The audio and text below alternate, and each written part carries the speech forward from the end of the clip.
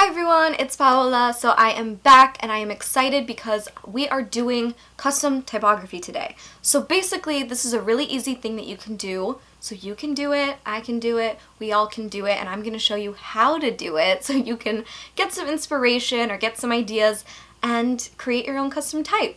So basically I first want to call out a book that I think is really cool if you actually want to create your own typeface or something like that.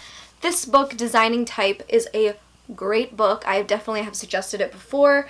It goes through like basically everything about a typeface that you would need to know in order to create your own. But today we're not really using this book, but I thought I would shout it out because it's good for any designer. But today we're creating display typefaces, and display typefaces are basically something that you wouldn't use in paragraph style text. It wouldn't be like all of the words in a book. It's just something that's unique and different, and usually would be in like a poster design or a logo design or something that is like a one-time use or just big and bold. You know, there's lots of different things you can do with display typefaces, but it's not for like a million words or everyday typeface. So basically what I'm going to be doing is creating my own custom type, showing you how to do it, and yeah, let's just get rolling. So the display typography that I decided to create was based off of medieval designs and sort of into this modern era of medieval type. But I thought it was really cool because I've been really inspired by that lately, and so I took some inspiration from that and just created a one-word display type thing. It's only for this word. I used the word April because it is April, and I thought maybe I could use it as like a print, or maybe I could use it in my videos as the typeface that appears on the screen. So either way, I feel like it just works for me right now.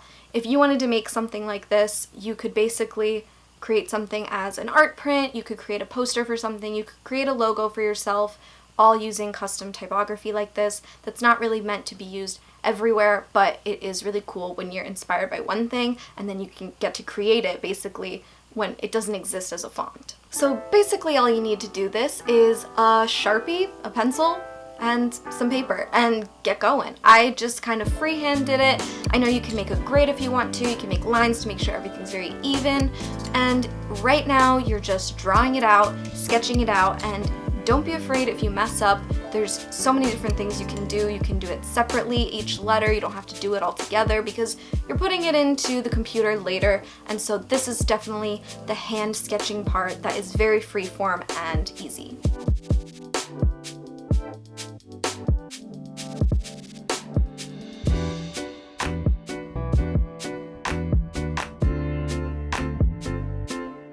A tip I have when doing all the sketching, if you're getting frustrated or you don't know how the letters are looking together because you're drawing them separate or you keep messing up, whatever, is using tracing paper. So tracing paper is so helpful in this situation because you can basically keep doing all of the letters over and over and see how they look together and just keep experimenting with it, and tracing paper definitely helps with that because you can go over it so many different times. Okay, so now you have your custom type and you've drawn it out. You're pretty satisfied with how it looks, even if it's not all together or even if the kerning is not what you want. Don't worry about any of that. That can come later when you put it into the computer. Okay, so what you'll need to do now that you have drawn up your design is scan it into your computer. You put it on USB, then put it in your computer, whatever, and then you're gonna open Adobe Illustrator. Okay, so I've made a 1080 by 1080 pixels file. It doesn't really matter what you make, but then you basically take your scanned image and you bring it into Illustrator. So what we're gonna do is we're going to hit Image Trace and basically hit Default because we've already drawn it in black, and then it creates a black and white image, and then you're gonna hit expand. So once you hit expand, you can work with it in whatever way you want. You can basically edit everything and delete all of the white stuff and change all the black areas and where they are, but it's a great thing to start this way. So I'm gonna go into direct select, which is the keyboard A, and then I'm gonna click on the white box and I'm gonna delete that because we don't need a white box around it. See, now it's just this on its own with no white box. And now we can click into each one individually if we want. They are still all connected if you hit it with the regular selection, which is V on the keyboard, that'll still be all connected, but if you hit A, you'll get your direct select, so you can select into each one individually. So this is one way to do it. If you have taken your time and it looks perfect, you can basically just tweak the little issues and then you have a custom typeface, and it kind of has that hand-drawn look with the image trace to expand. Now if you don't want to do that, let's not do that, and we're going to do something else. So I will show you, this is 2 ways to show you, and I'll show you the other way that I'm gonna do now.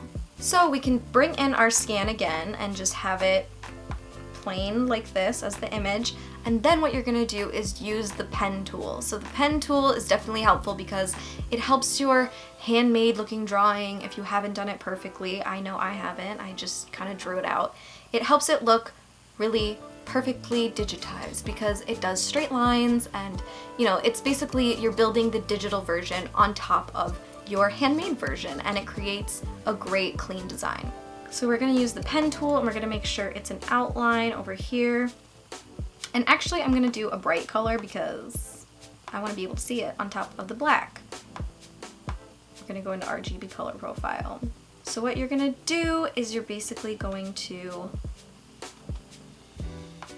draw along what you're doing. I'm holding the shift key so it can make sure that I have straight lines going downward, but of course you can do whatever you want.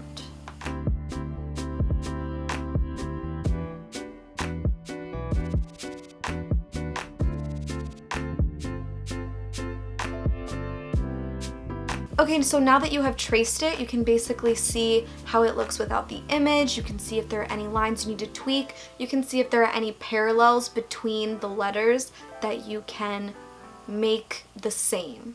So like for example, I'm going to drag this here and I'm going to look at this and think, you know what, these could be a little more similar. So what I'm going to do is go into direct select, and then I'm going to angle the different angles so they're more even. And now the letters are more like each other.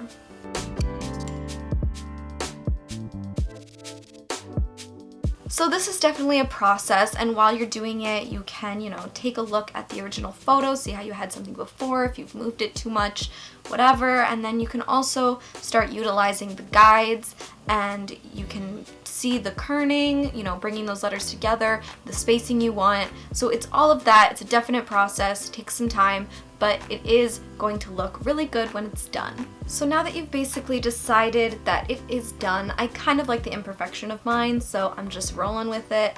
But basically, the shapes are done, the kerning is done, it looks how it needs to look, but now we need to fill it in and create it to be one thing. So what you need to do is basically invert the pen tool, and then it fills that in. We're gonna go with black because that looks the best for the type. And then I'm going to make this red. I'm going to fill that in. And right now, that is what it's gonna look like.